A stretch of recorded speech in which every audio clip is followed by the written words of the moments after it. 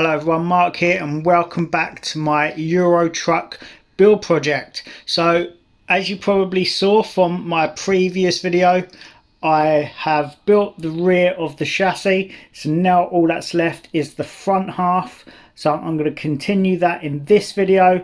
I've got some bits laid out, obviously ready to crack on with the build. That's all we've got left now. So I'm going to reposition the camera and we're going to do the front half of the chassis, get all the gears in, the suspension arms and mounts and everything like that. So what I'm going to do, just like the other video, I'll reposition the camera, get some music going, and then we'll crack on with the build.